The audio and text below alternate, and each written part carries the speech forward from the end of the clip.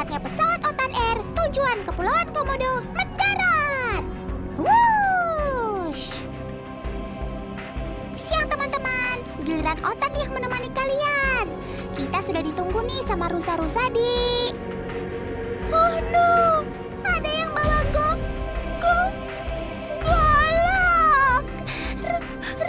Rusa, cepat kabur.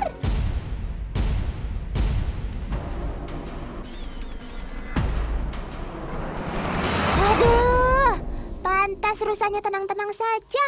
Ternyata goloknya buat potong dahan pohon toh. Otan harus belajar nih sama kalian, Rus, biar nggak lebay atau panikan. Oh iya lupa, kita sekarang masih di Kepulauan Komodo teman, tepatnya di Pulau Padar. Kalian pasti bertanya-tanya, di Pulau Padar ini ada komodonya nggak ya?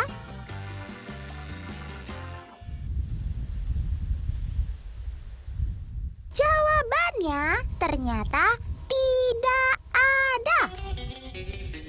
Meski berstatus pulau ketiga terbesar di Kepulauan Komodo setelah Pulau Komodo dan Pulau Rinca, Pulau Padar hanya dihuni oleh rusa timur saja.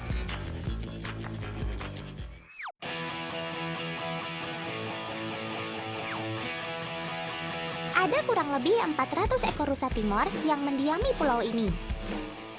Ketiadaan predator alami rusa seperti komodo membuat populasi satwa bertanduk di Pulau Padar ini menjadi sangat banyak. Selain itu, kondisi pulau yang masih terjaga, di mana tak ada pemukiman penduduk di wilayah ini, menjadi faktor lain yang mendorong tingginya jumlah rusa di sini. Tapi, di Pulau Komodo yang banyak dihuni komodonya, ada lumayan banyak juga rusa timur. Meski jumlahnya tak sebanyak di Pulau Padar, rusa di Pulau Komodo justru berperan lebih penting dalam ekosistem karena merupakan mangsa alamiah komodo pada rantai makanan. Kalian pasti sudah tahu dong kalau hewan herbivora ini termasuk satwa memamah biak. Selain itu, hanya rusa jantan saja yang memiliki tanduk, sementara betinanya tidak. Nah, kalau yang ini mungkin kalian belum banyak yang tahu. Tanduk rusa atau biasa juga disebut ranggah tumbuh saat usianya 4 bulan. Ketika setahun, tanduknya sudah tumbuh setinggi 20 cm. Di umur 2 tahun, ranggah si jantan ini mulai bercabang menjadi 2 bagian. Kemudian, tanduknya bertambah lagi cabangnya menjadi 3 bagian di usianya yang ketiga. Tanduk rusa tumbuh sempurna ketika usianya memasuki 7 tahun, di mana panjang tanduknya mencapai 1 meter. Pertumbuhan tanduk atau ranggah rusa akhirnya terhenti di usia 9 tahun, ketika cabang di antara tanduknya sudah semakin melebar. For your information nih, usia rusa bisa mencapai 20 tahun loh. Oh iya, sebagai hewan yang hidup berkelompok, tingkat kewaspadaan rusa terhadap lingkungan sekitar sangat tinggi loh. Ketika ada gerakan asing yang mencurigakan, mereka akan menegakkan kepala tanpa bersuara, lalu memandang lurus ke arah yang dianggap berbahaya.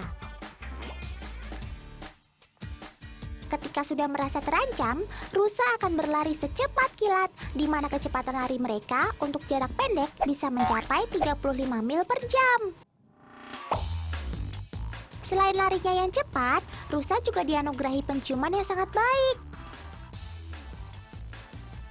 Indera penciuman ini berguna saat mencari makan dan juga ketika kawin. Tapi kalau siang begini, rusa-rusa ini lebih senang ngadem dan beristirahat di bawah pohon.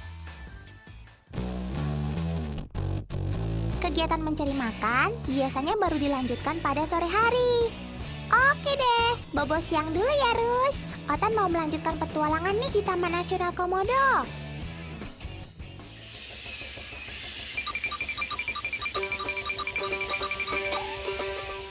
Nah, ini dia nih tujuan terakhir kita, Pulau Kalong alias Pulau Kelelawar.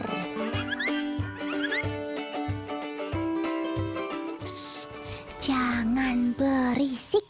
Ini kan baru mau jam 2. Jadi dia masih bobo. Oke deh sob, Otan gak mengganggu tidur siangnya. Otan lihat dari jauh saja.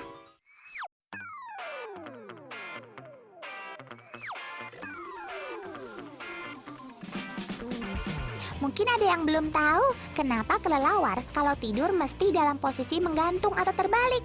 Kaki di kepala, kepala di kaki. Kayak judul lagu ya.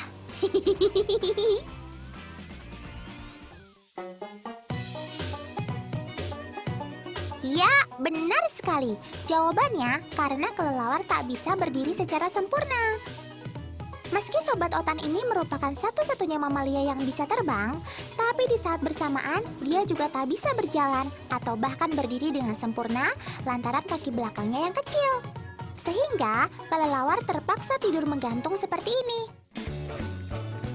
Di mana sayapnya yang lebar itu akan dilipat dan berubah fungsi menjadi selimut. Selain itu, posisi tidur terbalik memudahkannya terbang, sekaligus melindunginya dari predator, semisal burung elang.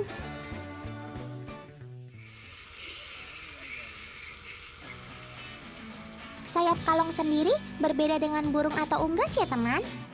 Sebab sayap kelelawar sebenarnya merupakan kepanjangan dari kaki depannya yang bermembran. Dan kalau kalian perhatikan, ada cakar pada sayapnya. Itu sesungguhnya ibu jari dari si kelelawar.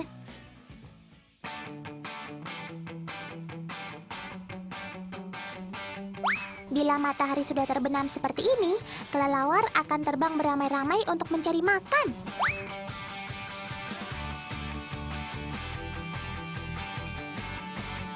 Coba tebak ke arah mana dia terbangnya. Yap, tak lain tak bukan ke arah matahari yang terbenam ini. Meskipun sekelilingnya gelap dan indera penglihatannya tergolong buruk, kelelawar tak akan menabrak benda di sekitarnya. Bahkan, justru bisa mendapatkan makanan yang dia cari karena memiliki kemampuan ekolokasi.